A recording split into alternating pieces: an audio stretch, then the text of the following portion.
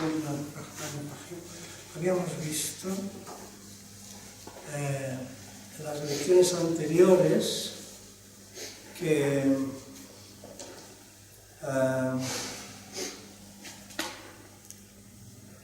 había una primera estación en el Jihad al-Nafs que correspondía a este mundo, ¿no es cierto?, en el que se combatía en 7 cuarteles, ¿de acuerdo? Y que todas las fuerzas que luchaban en esos cuarteles estaban bajo el control del alma, pero en la estación de la conjetura y el pensamiento.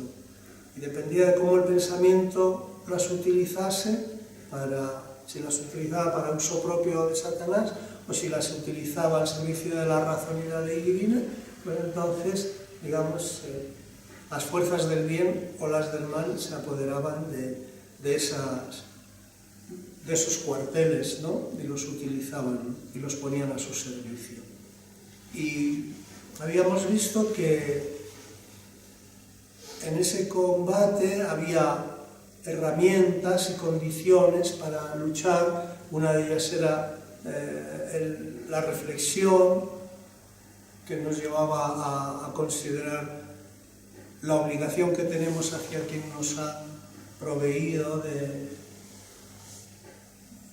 la razón, de la vida, de la fuerza, etcétera, etcétera. Y otra era la determinación, que suponía la capacidad de decidirse a llevar una vida correcta, y que había como una metodología que era ponerse musharata, murakaba y mushahada, ¿no? Muhasaba, perdón, era el marcarse cada día una meta por la mañana, ir llevando un control de ella, una vigilancia de ella a lo largo del día, y hacer recuento de ella al final de la noche. Y Tawakkur también, que es recordar a Dios en todos los momentos y todo aquello que nos ha otorgado. Y había una segunda estación que correspondía ya directamente al territorio interior de la esfera angélica, y que veíamos que todo lo que existe en este mundo exterior o material existe como un reflejo de ese mundo y desciende de esa esfera angélica. Y que del combate del ego en esta estación dependía la felicidad o la dificultad de todos los grados y percepciones de la persona. Por tanto, la persona debe tener mucho cuidado de sí misma en este combate, porque si los ejércitos angélicos eran derrotados en él, podía suceder que el ser humano fuera derrotado para siempre e irremediablemente, y ni siquiera la intercesión de los intercesores podría ayudarle, porque los intercesores le verían incluso como un enemigo de Dios. Y después hablaba también de las descripciones del paraíso. Habíamos visto que había distintos niveles, que normalmente cuando hablamos del paraíso y del infierno, hablamos del paraíso y del infierno relativo a las buenas acciones, pero que había otros niveles de los cuales algunos urafás han hablado y que normalmente las personas, dice el imán, como nosotros, no podemos llegar a acceder a la comprensión de cómo era en el paraíso moral, o el paraíso de la cercanía, y el infierno de la separación, etcétera, etcétera. Y en la lección siguiente vimos que existen poderes que Dios ha creado en el alma, ¿no es cierto?, en el interior del alma, que es, y hablaba de 3 de ellos, ¿no? La fuerza de la imaginación, el quwa el-wahmiyya, el quwa el-ghadbiyya, la de la ira, y el sahwiyya, la de las pasiones o los deseos, ¿no? Y que de esas fuerzas mandan todos los beneficios y perjuicios, y son el origen de todas las formas angélicas ocultas a los sentidos, decía. Y que Dios, al igual que ha dispuesto para nosotros un cuerpo perfecto en este mundo, de que hasta ahora ni siquiera, hasta ahora con todos los avances y tal, los científicos, los biólogos, la medicina había llegado a desentrañar por completo, ha dispuesto también una forma angélica para cada uno de nosotros, para el otro mundo, que viene determinada por las cualidades del alma. De ahí que los hábitos que en esta vida cultiva la persona van a ser los determinantes para poder salir de este mundo con forma humana, que es la meta que planteaba el imán. Y los hábitos satánicos, como la mentira, la falsedad, la deshonestidad, la maledicencia, la calumnia, llevaban a la persona a que al morir adoptase formas satánicas o mezclas de demonios, de animales, etc. En la lección de hoy vamos a ver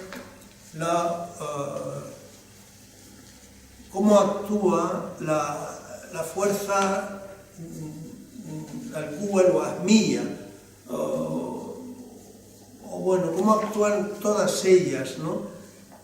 El poder de la imaginación y el poder de la ira y el poder de la pasión pueden formar parte de los ejércitos del bien y ser causa de felicidad para la persona y de buena fortuna si se someten a una razón sana y a la guía de los profetas enviados por Dios, o pueden formar parte de los ejércitos satánicos si se las deja sin control.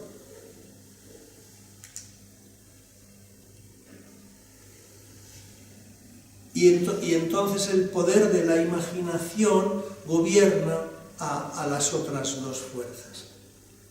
Evidentemente, ninguno de los profetas de Dios ha dicho que debamos eliminar totalmente la fuerza de la ira o de la pasión o de la imaginación.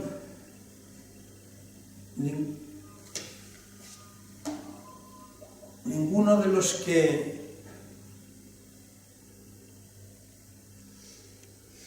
llaman a seguir el camino de Dios ha pretendido que debamos acabar con la imaginación, ni apagar totalmente el fuego de la ira, ni suprimir totalmente los impulsos del deseo. Lo que ellos han dicho es que debemos ponerles bajo el control de la razón y de las leyes divinas, para que cada uno de ellos cumpla correctamente la misión que tiene encomendada, ya que cada uno de esos poderes quiere cumplir su tarea y tiende a alcanzar sus metas, aunque ello suponga corrupción, destrucción y caos. Por ejemplo, el alma animal, sumergida en sus propias pasiones y completamente descontrolada, busca conseguir sus propósitos de cualquier manera, aunque eso suponga cometer adulterio con una mujer casada en la propia cama. El alma iracunda busca igualmente satisfacer sus deseos, aunque eso suponga matar a los profetas y a los santos. Y el alma dominada por la fantasía,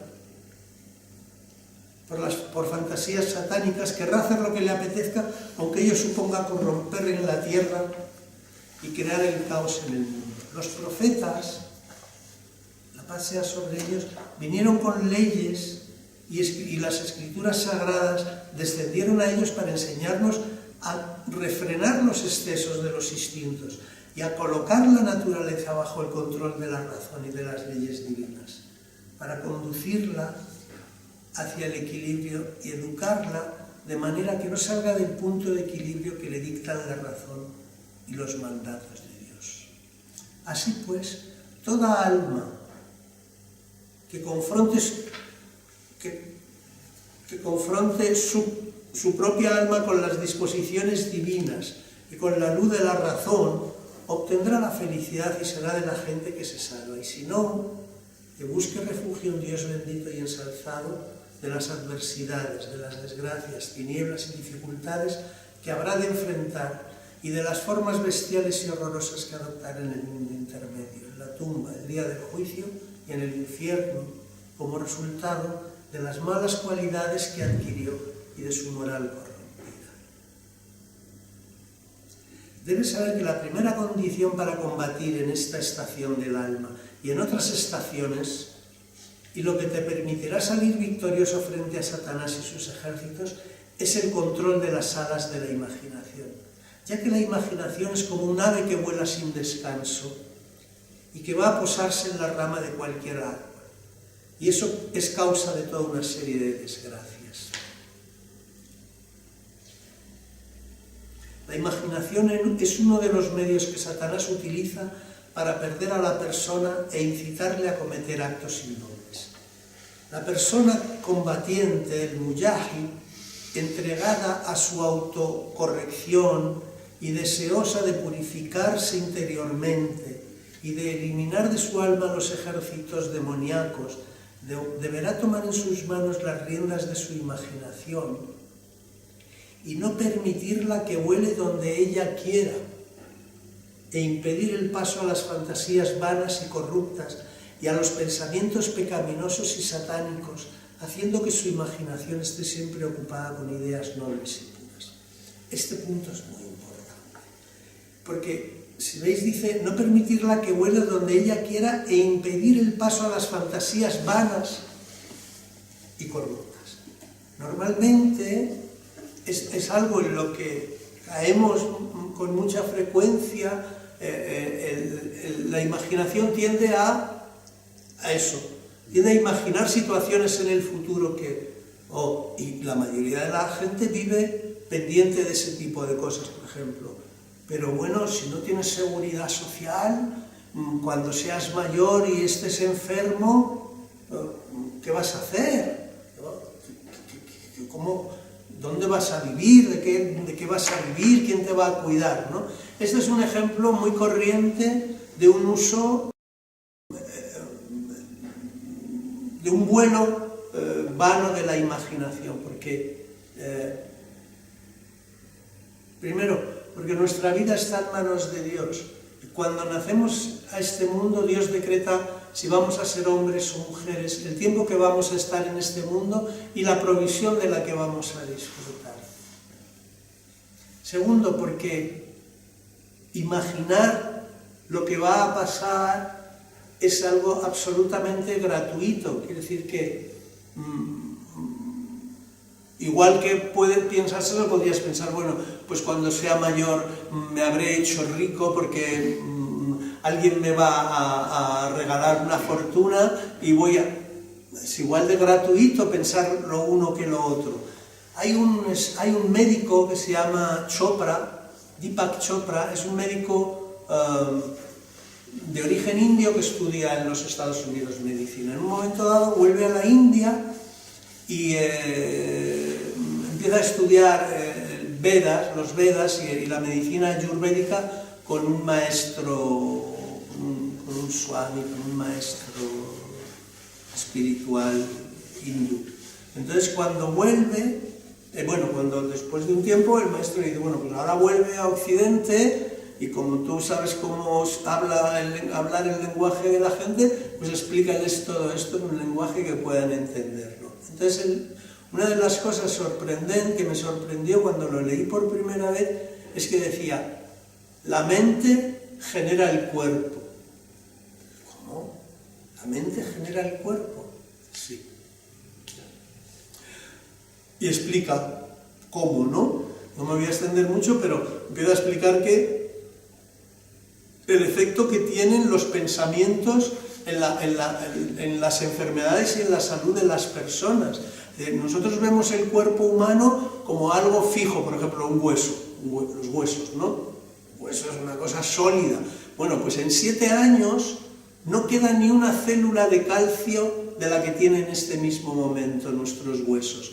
El hueso es como un almacén y un distribuidor en el que continuamente está entrando calcio de los alimentos que comemos y él lo está distribuyendo a todas las partes del cuerpo que necesitan calcio, los dientes, las uñas, las distintas partes del organismo, hasta el punto que dentro de 7 años el hueso sigue ahí, ¿no? Pero las células que lo componen son todas nuevas, no tienen más de 7 años de edad, ¿no? Y decía, por ejemplo, se han hecho estudios de una mujer que ha sido violada.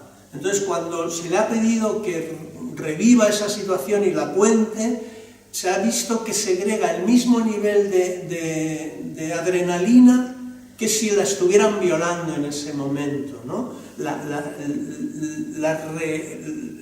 El recuerdo de eso y el revivificar esa situación hace que el cuerpo tenga una descarga física de adrenalina, ¿no? Entonces, él dice, le preguntan, dice, ¿cuándo llega el ser humano, digamos, a la meseta de su crecimiento físico y orgánico? A los 40 años. Y después entra en una meseta. ¿Y cuándo empieza su decadencia? Dice, no tiene por qué producirse. Todo depende de la mente de la persona. Un león se sabe que vive 70 años, un elefante se sabe que vive tantos años, pero un ser humano no tiene determinado eso. Si, por ejemplo, cuando la persona piensa, oh, me duele esta rodilla, claro, me estoy haciendo viejo, ese pensamiento es el que le envejece. Un joven nunca piensa, cuando le duele una rodilla, ay, me estoy haciendo viejo. Piensa, joder, me habré dado algún golpe, voy a ir al médico, tengo que curármela, no sé, pero no sé. Entonces, dice, entonces, digamos, el pensamiento positivo hace que una enfermedad se cure. Por ejemplo, enfermos de cáncer, desahuciados por la medicina tradicional, yo los cojo, me los saco de la ciudad, me los llevo a una clínica que tengo en el campo, les cambio la alimentación y les doy una serie de ejercicios de tal manera que una vez o varias veces al día tienen que sentarse y imaginar la zona donde tienen el cáncer, por ejemplo, en el colon. Entonces, mandar buenas energías a esa zona, ¿no? Y se curan. Ignorarla también, ¿no? Ignorarla. No ignorarla, no, sino mandarle, tiene unos ejercicios, ¿no? Con unas palabras y tal, en la que le manda luz, le manda energía positiva a eso. Entonces la energía positiva incide en la formación de las células y contrarresta el cáncer y termina curándolo, ¿no? Y termina diciendo, pues bien, el ser humano debe aprender a vivir en un punto anterior a la mente y al cuerpo, de tal manera que controle su propia mente y de esa manera también su propio cuerpo, ¿no? Y esto es lo que el imam aquí está diciendo, ¿no? Si os fijáis, dice, la imaginación es como un ave que vuela sin descanso y que va a posarse en la rama de cualquier árbol, ¿no? Se va detrás de cualquier pensamiento, ¿no? Si os dais cuenta, estáis haciendo cualquier cosa, estáis trabajando y la imaginación va como autónoma, ¿no? Entonces, por ejemplo, piensa en cosas desgraciadas, ¿no? Oh, fíjate, mi padre que murió y no sé qué, y qué desgracia y tal. Entonces, la persona tiene la capacidad de impedirle a la mente que vaya detrás de esos pensamientos ociosos y morbosos, ¿no? Y negativos, porque esos pensamientos negativos inciden también físicamente en la persona, ¿no? Las personas que, por ejemplo, son muy contenidas, son gente muy iracunda, por ejemplo, pero muy contenida, ¿no? Y dan siempre una imagen así, muy controlada y tal, pero en la intimidad te das cuenta de que son gente que es muy así. Suelen enfermarse de diabetes. Está estudiado, ¿no? Es decir, hay una relación entre el pensamiento, que es absolutamente inmaterial, ¿no? El alma y el cuerpo, ¿no? Y el ser humano tiene la capacidad de no permitirle a la mente que tenga pensamientos negativos. Por ejemplo, proponeros ese ejercicio, ¿no? Es decir, hoy no voy a permitirme tener ningún pensamiento negativo, ninguno, y observaros a lo largo del día, ¿no? Veréis que fácilmente uno cae en decir, no voy a poder, por ejemplo. Nada más. Este examen no lo voy a aprobar. Pues así, cosas muy seguro que se me ha escapado el autobús cuando llegue. Son todo vuelos de la imaginación ociosos, ¿no? Porque la persona, si se lo propone, no voy a permitirme tener ningún pensamiento negativo. Entonces, poco a poco se va acostumbrando a... Por ejemplo, las mujeres en general son muy tierra, ¿no? Y a la gente, y por ejemplo, yo lo veo en mi propia familia, ¿no? Joder, no tienes seguridad social, no tienes jubilación, no sé qué, ¿qué va a ser de nosotros? ¿Qué va a ser de nosotros? Hay Dios que lleva la cuenta de nuestros actos y de nuestras intenciones. ¿Tú te crees que Dios nos va a abandonar mientras nosotros no solamente no nos salgamos del Sirat al-Mustaqim, sino que además hagamos algo por la causa de Dios? Él nunca nos va a abandonar. Pero, por ejemplo, no tenemos hijos, ¿quién nos va a cuidar?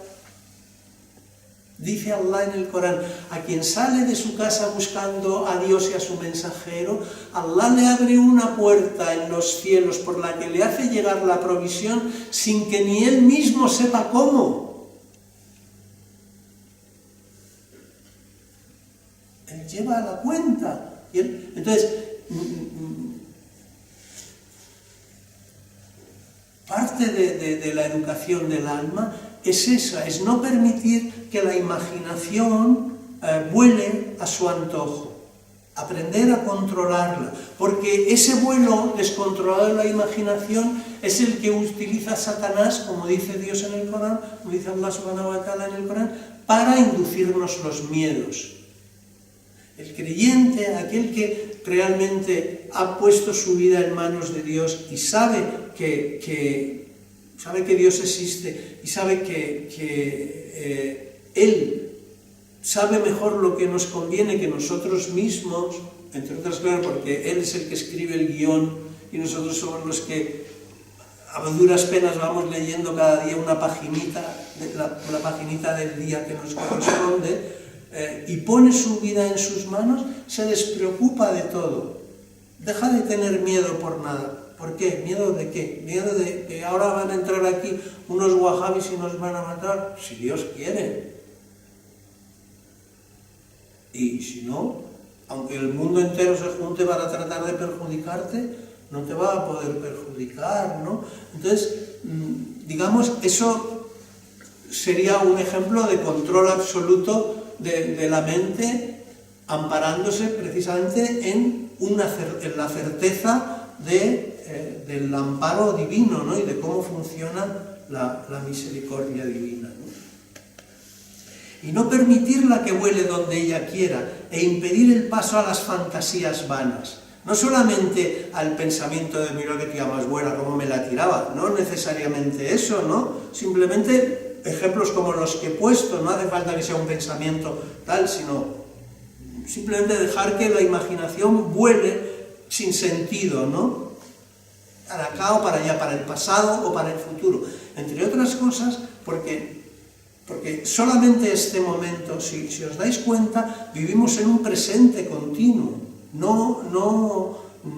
La idea del pasado y del futuro son meras imágenes mentales, pero no tienen realidad material. El ser humano, a imagen y semejanza de Dios, no, como dicen los cristianos, que como una pura manifestación de la unidad, vive en un presente continuo. Lo único que tiene realidad es este momento. Lo que ha pasado o lo que pueda pasar es puramente, entra dentro del campo de la especulación mental, ¿no? Y de la imaginación, ¿no? Del territorio de la imaginación. Por tanto, persona, no permitirle, dice cuando Allah subhanahu wa ta'ala en el Corán dice, por ejemplo, en la ley que dice Bismillahirrahmanirrahim, innal ladina amanu wal ladina hadu was-sabiina wan nasara man amana billahi wal yawmil akhir wa amila salihan ajruhum inda rabbihim la khawfun alayhim wa la hum yahzanun.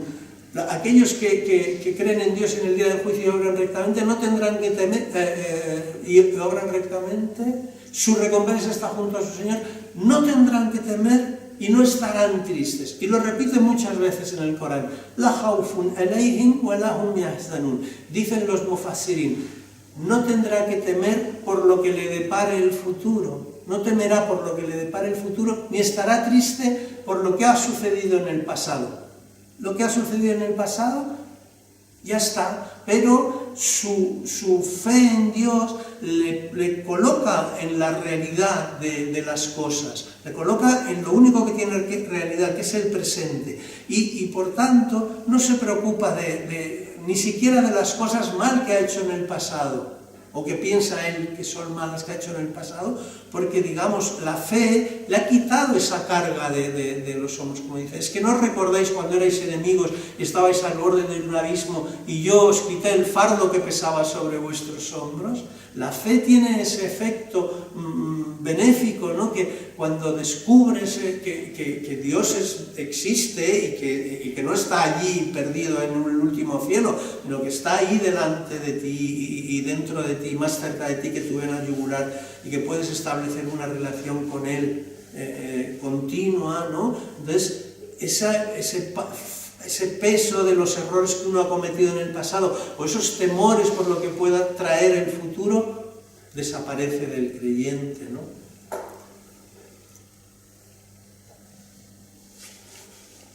Por lo tanto, no permitirla que vuele donde ella quiera e impedir el paso a las fantasías vanas y corruptas y a los pensamientos pecaminosos y satánicos, haciendo que su imaginación esté siempre ocupada con ideas nobles y puras. Es decir, controla su propia imaginación.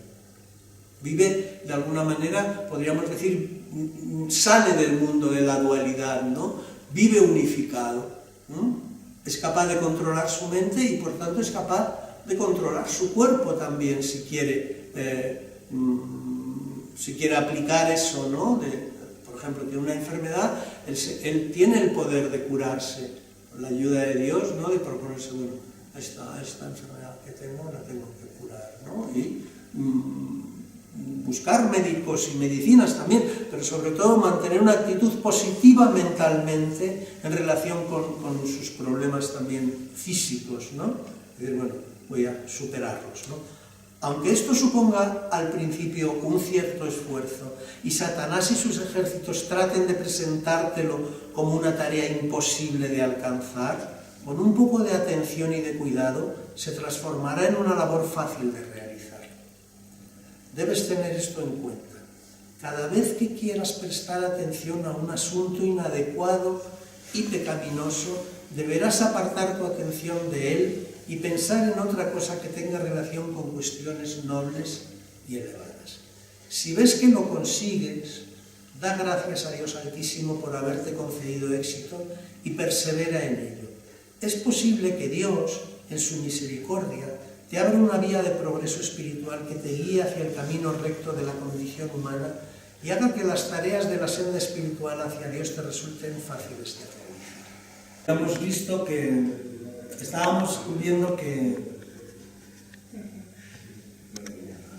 hablando sobre los tres poderes, el de la el wahmiya o de la imaginación, el ghadabiyya, la ira, y el sahwiyya, el de los deseos, ¿no? O las pasiones, ¿no? Y que esos poderes pueden trabajar para el bien o pueden trabajar para el mal. Depende de si se les deja sin control o si la razón sana, dice, y la guía de los profetas, digamos, los utilizan en el buen camino. Porque, evidentemente, esas fuerzas Dios las ha creado, ¿no? Empieza así, diciendo, bueno, o sea, igual que Dios ha creado, o eso lo veíamos en la lección anterior, ¿no? Igual que Dios ha creado un cuerpo físico perfecto que ni siquiera todavía los médicos y los biólogos y tal han llegado a desentrañar en su totalidad, también ha creado un cuerpo, digamos, una forma para el alma. Veíamos eso un poco el otro día, ¿no? ¿no? Y la forma del alma depende de los hábitos, digamos, que contraemos en este mundo. En el momento de la muerte, digamos, nuestra alma toma la forma de los hábitos que en este mundo hayamos contraído. Por tanto, Emma planteaba que la meta de un creyente debe ser salir de este mundo con la forma de un ser humano. Para eso necesita adquirir esos hábitos de un ser humano, porque sí, le dominan la ira, la maledicencia, la mentira, etcétera, etcétera, que son atributos satánicos. Al morir adopta aspecto de animales o de demonios o de mezclas de animales y demonios o de formas simultáneas, porque decía, la lógica del mundo inmaterial no es igual que la lógica de este mundo, ¿no? Y entonces hoy estábamos viendo un poco esta parte en la que, bueno, como lo ponemos os mandaré el texto, podréis ver. Pero hablaba de que habíamos estado dedicándole un buen rato a la cuestión del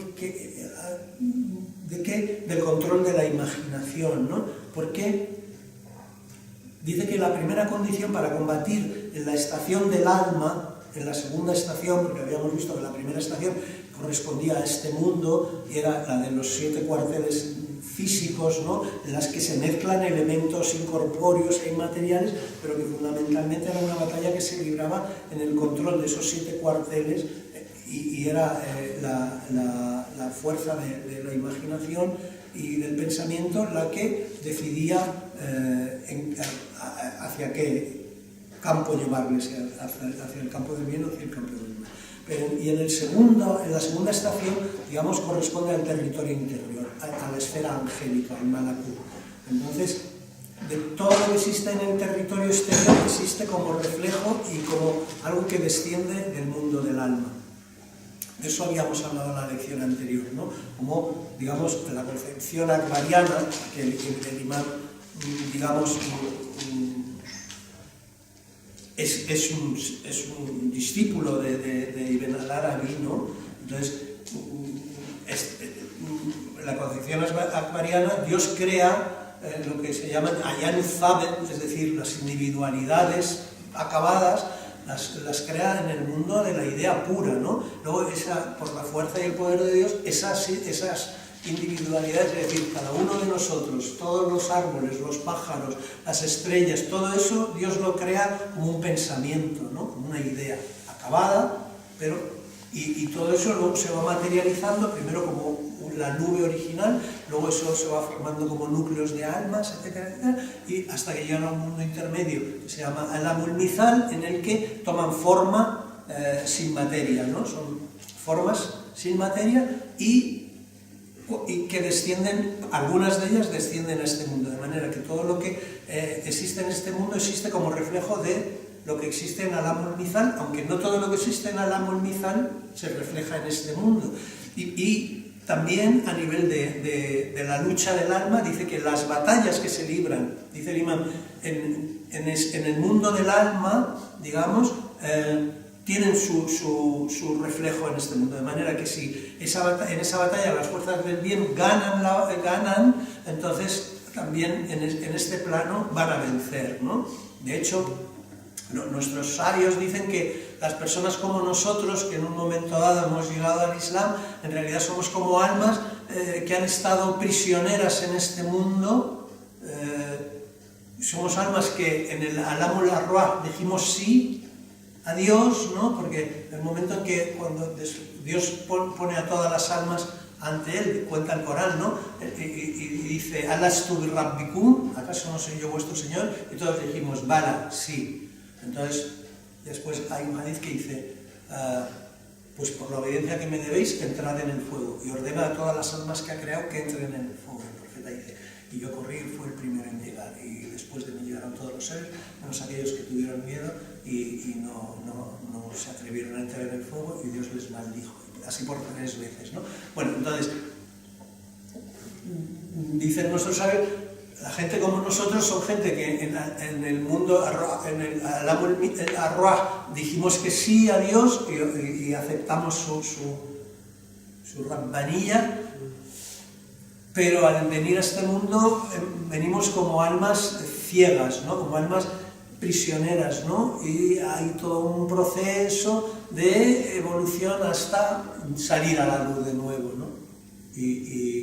Y recuperar, digamos, aquel sí inicial que ha sido un poco la luz que nos ha ido guiando en medio de todas las tinieblas hasta llegar de nuevo a reconocer la realidad, ¿no? Entonces dice, debes saber que la primera condición para combatir en esta estación y en otras estaciones, y lo que te permitirá salir victorioso frente a Satanás y sus ejércitos, es el control de la imaginación. Entonces, hemos dedicado un buen rato, lo podréis ver en YouTube, a lo que significa el control de la imaginación, ¿no? Y cómo la mente genera el cuerpo y cómo el ideal es vivir en un punto anterior a la mente y al cuerpo, de tal manera que no le permitamos a la mente los pensamientos ociosos y pecaminosos, por supuesto, ¿no? Ya que la imaginación es como un ave que vuela sin descanso y que va a posarse en la rama de cualquier árbol, y eso es causa de toda una serie de desgracias.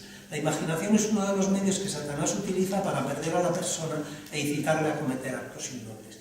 La persona combatiente, el mujahid, entregada a su autocorrección y deseosa de purificarse interiormente y de eliminar de su alma los ejércitos demoníacos, deberá tomar en sus manos las riendas de su imaginación y no permitirla que vuele donde ella quiera. Entonces, yo proponía este ejercicio de decir, bueno, durante hoy no me voy a permitir ningún pensamiento negativo y controlarlo a lo largo del día y ver cómo la imaginación vuela, ¿no? Vuela, si no la controlas, vuela. El pensamiento negativo puede ser de decir, no voy a aprobar el examen hasta se me va a escapar el autobús y no voy a llegar a tiempo, ¿no? Bueno, impedir a la mente, aprender a controlar la mente, a impedirle en el momento que la descubres teniendo un pensamiento negativo, porque los pensamientos negativos inciden hasta en la salud de las personas, ¿no? Bueno, habíamos desarrollado esa idea, lo podéis ver en YouTube, ¿no?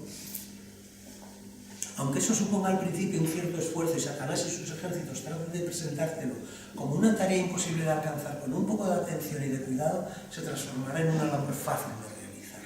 Debes tener esto en cuenta cada vez que quieras prestar atención a un asunto inadecuado y pecaminoso. Deberás apartar tu atención de él y pensar en otra cosa que tenga relación con cuestiones nobles y elevadas. Si ves que lo consigues, da gracias a Dios Altísimo por haberte concedido éxito y persevera en ello. Es posible que Dios, en su misericordia, te abra una vía de progreso espiritual que te guíe hacia el camino recto de la condición humana y haga que las tareas de la senda espiritual hacia Dios te resulten fáciles de realizar. Presta mucha atención al hecho de que las imaginaciones corruptas y degradantes y las suposiciones vanas son parte de los intentos de Satanás para instalar sus ejércitos en tu territorio interior. Y hablábamos de suposiciones vanas que son muy comunes, por ejemplo, pues si no tienes seguridad social, ¿qué vas a hacer cuando te jubiles y seas viejecito y te pongas enfermo? ¿Y quién va a cuidar de...? Esos son pensamientos gratuitos, son divagaciones ociosas, ¿no? de la mente, porque decir que no solamente porque Dios decreta nuestra provisión cuando nos manda a este mundo, sino porque igual que imaginas eso, puedes imaginar que un tío rico que no conoces te va a dejar una herencia apabullante, ¿no? O sea, que si te pones a imaginar, puedes imaginar cualquier cosa. ¿Para qué vas a imaginar cosas tan negativas, ¿no? Que influyen en tu estado de ánimo, ¿no? Entonces, digamos que en esa lucha del alma, una de las batallas está en ese campo, en el campo de vivir la realidad, porque además, y hablábamos de cómo el Corán continuamente está hablando de que los creyentes no tendrán que temer y no estarán tristes. Y dicen los mufassirín, no tendrán que temer por lo que les depare el futuro y no estarán tristes por lo que ha sucedido en el pasado. La fe, la creencia, te instala en el presente, ¿no? Entonces no te quita esa carga de preocupaciones, tanto por lo que haya pasado como por lo que tenga que venir, ¿no? Si ves que lo consigues, da gracias a Dios Altísimo por haberte concedido éxito y persevera en ello. Es posible que Dios, en su misericordia, te te abra una vía de progreso espiritual que te guíe hacia el camino recto de la condición humana y haga que las tareas de la senda espiritual hacia Dios te resulten fáciles de realizar. Hasta aquí habíamos llegado.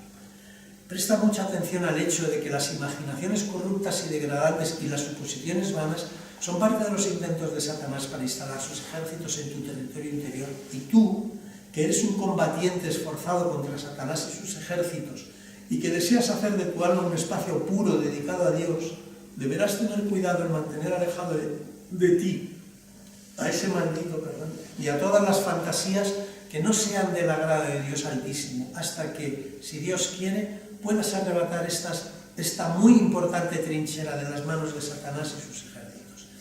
Esta trinchera está en primera línea, y si sales victorioso de ella puedes tener esperanza de mayores progresos. Oh querido, pide a Dios, le habla a los hombres como es natural. No entiendo. Pero no nos habla a nosotros, le diría, no. Oh querida, queda un poco así. Oh, Ya está buscando cacho y limón. Pide a la gente que te ayude y suplica ante la audiencia de su adoración y con arrepentimiento y humildad dile: oh Dios Altísimo, Satanás es un enemigo grande y poderoso que siempre tuvo y tiene envidia de tus profetas y grandes santos. Acompaña a este siervo débil y aquejado de vanas fantasías, ilusiones y supersticiones sin fundamento, para que pueda librarse de esos poderosos enemigos, y no me dejes solo en este campo de batalla, en el que esos grandes enemigos amenazan mi felicidad y mi condición humana, para que pueda liberar el territorio que te pertenece solo a ti y cortar la mano de ese usurpador que pretende apoderarse de la casa que es únicamente. Visto como hoy se establecían las burbujas del infierno. El mensajero de Dios dijo: oh Gabriel, ¿qué son las burbujas del infierno? Y él dijo: en verdad, Dios Altísimo ordenó al fuego que ardiese durante 1000 años hasta que se puso al rojo vivo. Luego le ordenó que ardiese otros 1000 años hasta que se puso blanco. Luego le ordenó que ardiese otros 1000 años hasta que se puso negro. Y ahora es negro y oscuro. Y si un solo eslabón de la cadena que cierra su entrada de ese infierno, cuya altura es de 70 codos, cayese en la tierra, la fundiría totalmente con su calor. Y si una sola gota del Zaqum o el Daré cayese sobre las reservas de agua de la gente de este mundo, todos morirían debido a su hedor.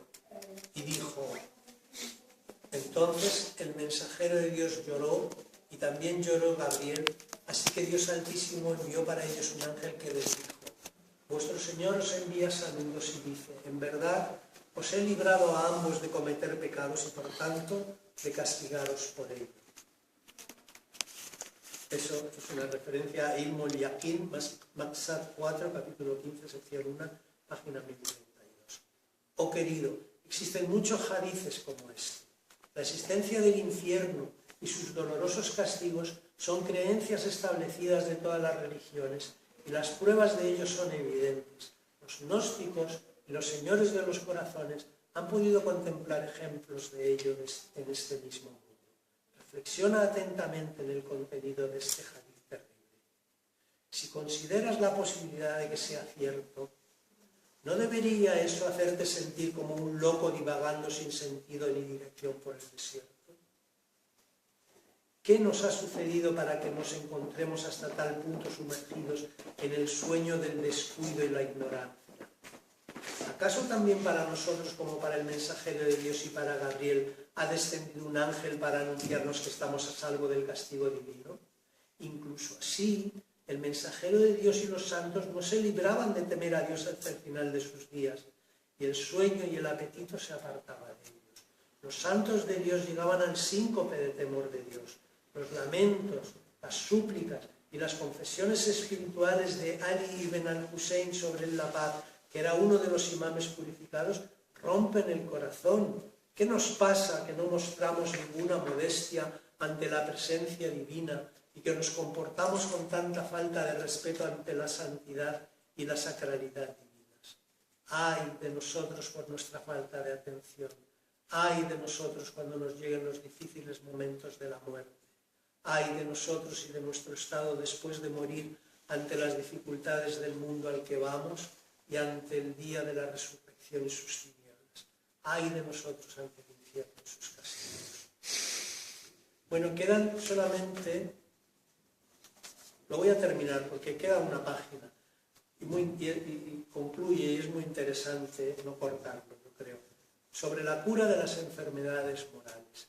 Sí, querido, despierta del sueño. Hazte consciente de tu falta de atención y esfuérzate mientras todavía estés a tiempo de arrepentirte.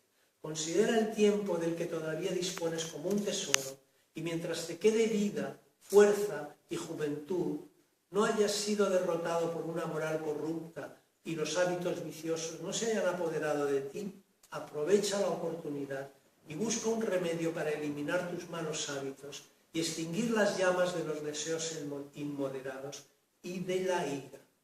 El mejor remedio que los maestros de moral y las gentes del camino espiritual han encontrado para combatir esos vicios morales consiste en que tomes en cuenta cada uno de los hábitos inadecuados que descubras en ti, te enfrentes y resistas a ellos con fuerza y hombría y te propongas con firmeza actuar durante un tiempo contra los deseos de tu ego y las exigencias de esos vicios, pidiendo en todo momento a Dios que te auxilie en ese combate y te permita salir victorioso de él. Es seguro que después de poco tiempo habrás conseguido eliminar ese mal temperamento, que Satanás y sus ejércitos abandonen esa trinchera y que en su lugar se establezcan los ejércitos de Dios. Por ejemplo, una de las enfermedades morales que lleva a la persona a su destrucción y es causa de la opresión del alma en la tumba y del castigo en ambos mundos, es el mal comportamiento con la gente de la casa, o con los vecinos, o con los compañeros de trabajo, o con la gente con la que tratas salir a comprar, o en la zona en la que vives. Esos comportamientos vienen generados por la ira y las pasiones. Si la persona quiere combatir esas inclinaciones y se mantiene un tiempo en la trinchera, atento a luchar contra esos malos hábitos cada vez que aparezcan y que el fuego de la ira se encienda, abrasándole por dentro e incitándole a un mal comportamiento y a dirigirse a los demás con malos modos. Si actúa al contrario de lo que ellos le sugieren, obrando con gentileza y educación, maldiciendo interiormente a Satanás y buscando frente a él refugio en Dios, yo te aseguro que después de unas cuantas veces su actitud cambiará completamente y los buenos hábitos se apoderarán de su interior y harán casa en él. Pero si actúa conforme a los deseos de su ego, es posible que en primer lugar le destruyan en este mismo mundo. Me refugio en Dios de la ira que en un instante puede destruir a una persona en ambos mundos. No quiera Dios que seamos víctimas del ego. Es posible que la persona en un ataque de ira profiera insultos contra Dios, tal y como hemos visto hacer a algunas personas dominadas por la ira, apartándose con ello de la fe. Los filósofos han dicho que un barco que no tiene patrón que lo salve, en medio de las fuertes olas del mar que le golpean, está más cerca de la salvación que la persona dominada por la ira. O si Dios no lo quiera, eres una persona que participa en los debates académicos con un espíritu agresivo y discutidor, tal y como les ocurre a algunos de nuestros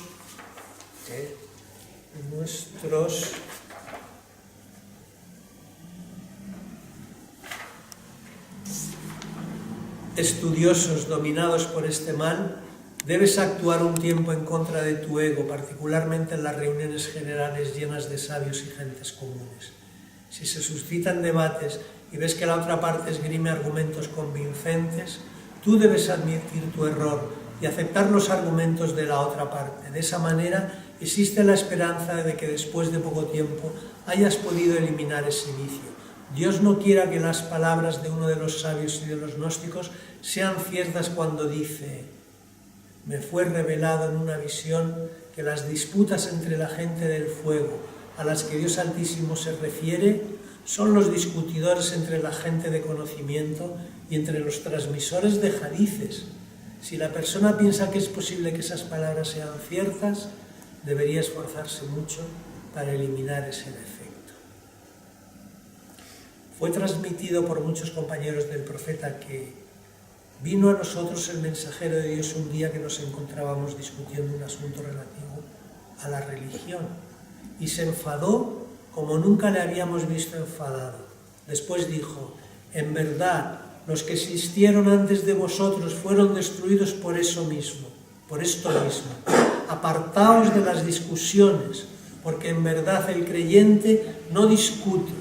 Apartaos de las discusiones porque el discutidor se pierde a sí mismo. Apartaos de las discusiones porque el día del levantamiento yo no intercederé por él. Apartaos de la discusión porque yo gratificaré con 3 casas en el paraíso, una en sus jardines, otra en la mitad de él y otra en lo alto de él, a quien abandone la discusión aun teniendo razón. Abandonad la discusión porque lo primero que Dios me prohibió después de la adoración a los ídolos fue el discutir. Y también fue relatado que él, las bendiciones sean con él y con su familia, dijo: no completa el creyente verdaderamente su fe hasta que no se aparta de las discusiones, aun teniendo razón. En otra parte dice que Dios ha creado un infierno especial para los discutidores. Algo ha hecho una referencia aquí también a eso. Los hadices de este tipo son abundantes. Qué malo es que una persona, para obtener una victoria parcial que no procura ningún fruto ni beneficio, se prive de la intercesión del profeta. Las bendiciones y la paz sean con él y con su familia. El debate intelectual, que es la mejor forma de adoración y obediencia a los mandatos divinos, si se realiza con una intención correcta, destruye sus efectos si se realiza con una actitud pecaminosa. En toda circunstancia, la persona debe observar uno a uno todos los aspectos erróneos y pecaminosos de su conducta y erradicarlos de su alma, controlando las tendencias de su ego. Una vez que el usurpador es expulsado, el dueño de la casa se asienta en ella. No se necesita ningún otro esfuerzo adicional. Conclusión. Cuando finaliza el combate del alma en esta estación, la persona consigue expulsar de su territorio a los ejércitos satánicos y se establecen en él los ángeles divinos, y éste se convierte en el lugar de adoración de los siervos rectos de Dios. Las tareas de la senda espiritual hacia Dios se tornan fáciles y el camino recto propio de la condición humana se vuelve claro y evidente. Las puertas de los paraísos se abren para ella y las puertas de los infiernos y los caminos descendentes se cierran para ella. Dios, bendito y ensalzado, la contempla con ojos favorables y misericordiosos y la introduce en la vía de la gente de fe. Pasa a ser de las gentes de la alegría y de los compañeros del lado derecho y se abre para ella una senda hacia el conocimiento divino, que es la razón última de la creación de los seres humanos y de los genios. Y Dios Altísimo la toma de la mano en esa senda llena de peligros. Quería haber hecho una alusión a la tercera morada del alma y las particularidades del combate en ella y las asechanzas de Satanás en ese nivel, pero posteriormente no consideré que fuera el momento y cambié de opinión. Pido a Dios bendito y ensalzado que me dé la oportunidad de hacerlo en algún otro momento. Alhamdulillahi Rabbil Alamin. A partir de aquí ya entra en analizar uno por uno las enfermedades del alma y empieza con kibr, es decir, el engrandecimiento, ¿no? Sí. La soberbia. La soberbia, sí, el orgullo. Después viene uch, ¿no? Bueno, son matices. Uch, sí. ¿qué? Uch es también arrogancia. Ah. Sí. Riá, me parece que empieza con riá, ¿no? Que es el... Bueno, no estoy muy seguro ahora, pero va a ir desgranando las distintas enfermedades del alma para aprender a reconocerlas en uno mismo, porque dice el mensajero de Allah que, conoceréis ese hadith, ¿no? Dice que llegaron a un lugar en el desierto y pararon para comer, y el mensajero de Allah dijo: id y reunir leña para cocinar. Y los compañeros dijeron: pero en medio del desierto, ¿dónde vamos a encontrar leña? Vosotros id y buscarla. Dice que al rato habían reunido un montón de pequeñas ramitas, un buen montón, Y el mensajero entonces dijo, los pecados del ser humano son así. Uno piensa que no tiene, pero cuando empieza a buscar descubre un montón de pequeños defectos. Entonces va analizando uno por uno y definiéndolos, diciendo lo que es. ¿Qué es el takabbur, por ejemplo? ¿Qué es el uch? ¿Qué es esto? ¿Qué es lo otro? Y cómo se manifiesta en el sabio, y cómo se manifiesta en la persona normal, y cómo se manifiesta en el creyente que dirige la oración, en el imán de la oración, y cómo se manifiesta en el que quiere estar en la primera línea de la oración, y así, ¿no? Y cómo se combaten, ¿no? Y va desgranando uno por uno, ¿no? El primero es como el marco general en el que luego nos va a enseñar un poco, en el que nos enseña, digamos, la metodología del combate con el ego, ¿no? Y a partir del próximo día, entonces, empezamos el segundo hadith. Ya no lo mandará. Os mando esto ahora, sí, esta noche o mañana os lo mando. Tengo que ver el de la semana pasada. Y sabéis que Adri está metiendo Sí. todas las charlas, las va metiendo. Sí, el otro Y entonces día. están los comentarios que hacemos también y las cosas que no aparecen en el texto mismo. Fin.